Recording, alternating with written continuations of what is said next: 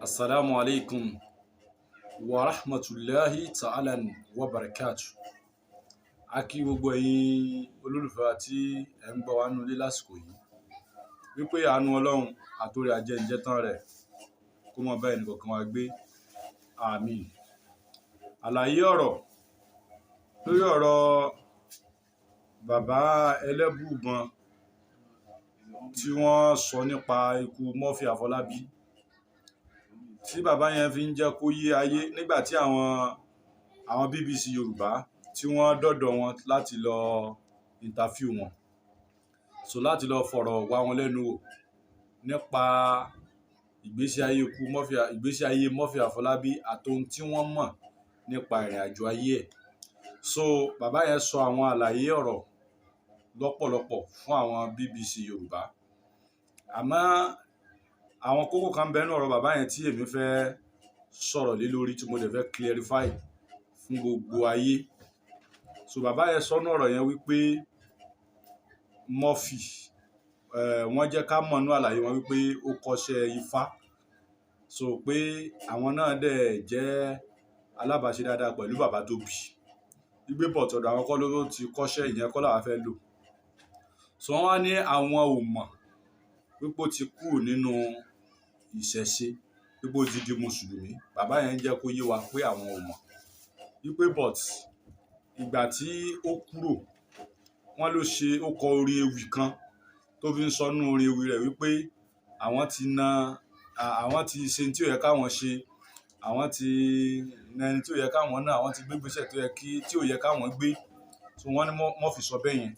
So bàbá yẹn wá ń jẹ́ kó yé ayé wípé tí Murphy ń sọ yẹn ni wípé òun ń ṣe mistake pẹ̀lú pé òun kúrò nínú ìṣẹ̀ṣe, òun bọ́ sínú Islam, tàbí pé òun ti ṣìnà, òun ṣi ẹsẹ̀ gbé pẹ̀lú ìgbésẹ̀ pé wọ́n wẹ̀ sí Islam.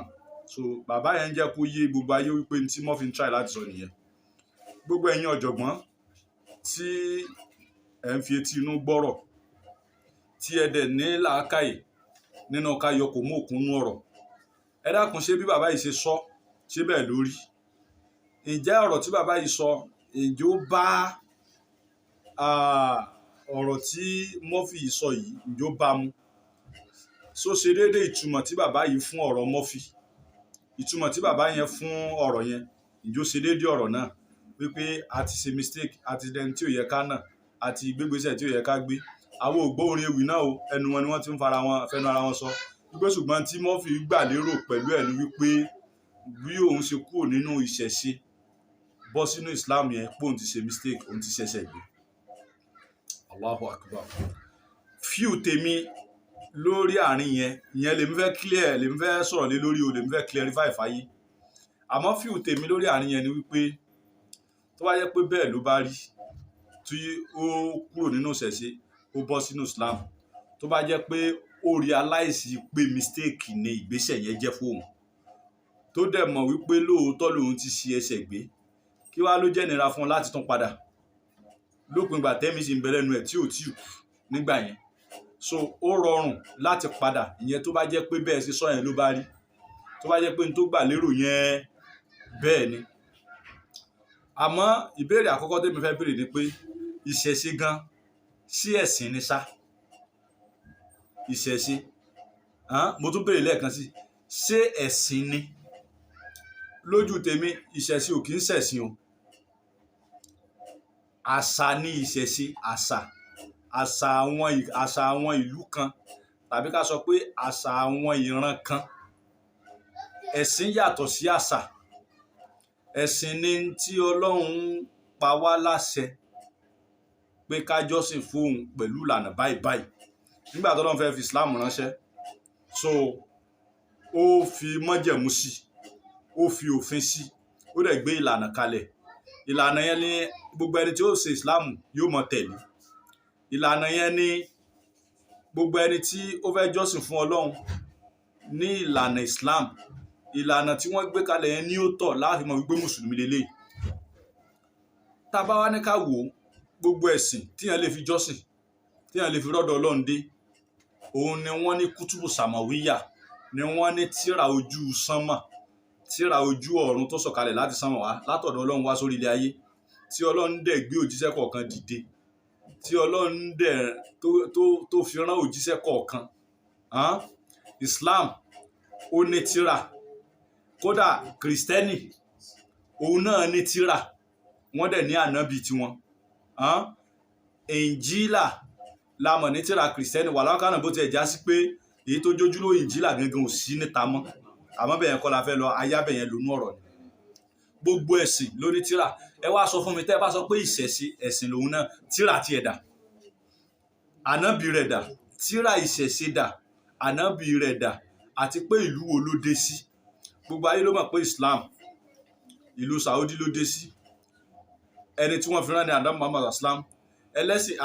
Àwọn ẹlẹ́sìn kìrìsìtẹ́nì náà gbogbo ayé ló mọ̀ pé ànábì Isa òun lànábì wọn tí orúkọ rẹ̀ dẹ̀ his name was mentioned in Holy Quran.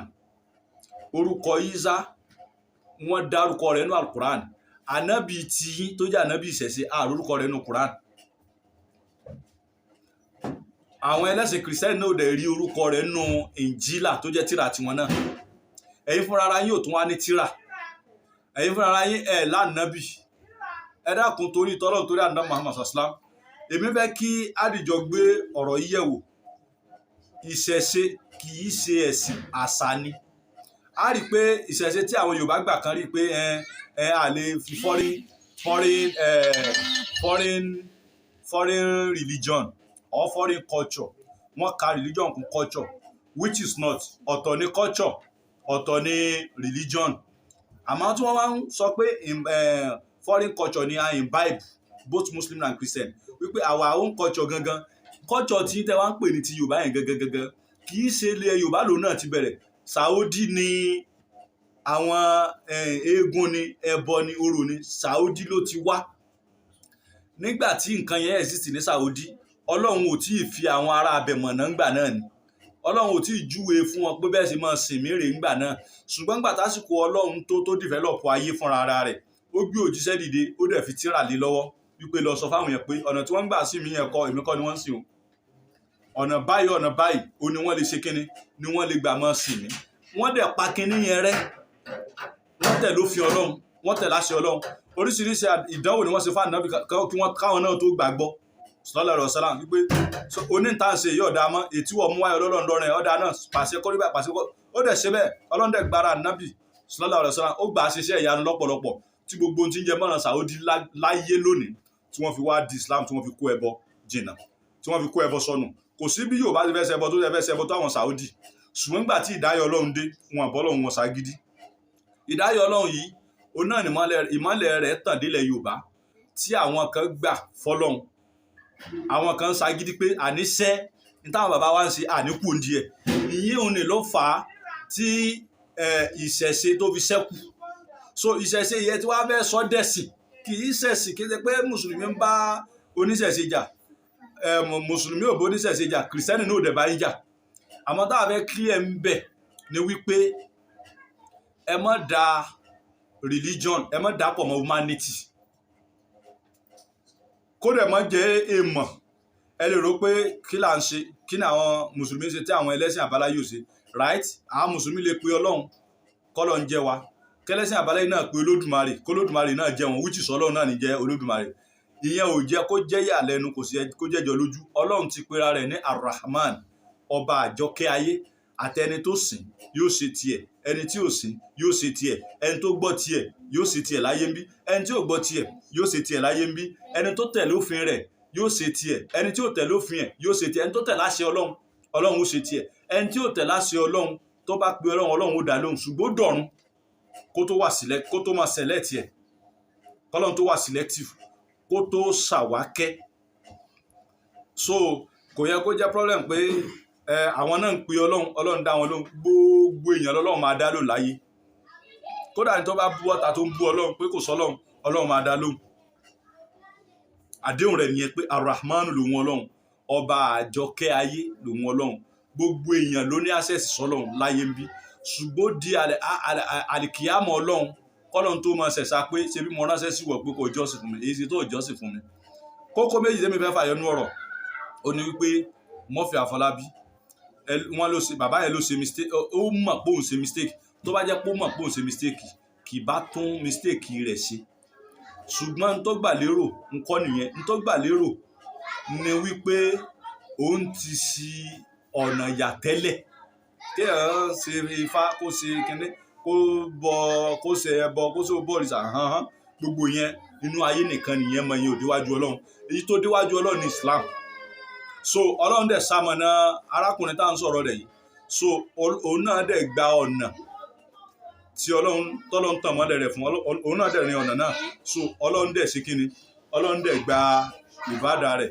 So à ń fi èyí sọ fún gbogbo ayé wípé ká má da humanity ká má da pọ̀ mọ́ religion ká dẹ̀ má da òun náà pọ̀ mọ́ humanity làkún dìínúkún wàlìyẹ̀dìn kóníkálukú wà lórí ẹ̀sìn tiẹ̀ àmọ́ ìbára ẹni ṣe àbí ìjọ jẹ́ ìjọmọlúàbí lọ́wọ́ ara wa ká má jẹ́ kí yẹn ṣe kíni ká má jẹ́ kó bàjẹ́ àmọ́ àwa ní bára wa sí ọmọ ìyá títí ká sọ pé kí relationship ara kó má bàjẹ́ lọ́wọ́ ara wa títí ká wá fi kọlu ẹ̀sìn.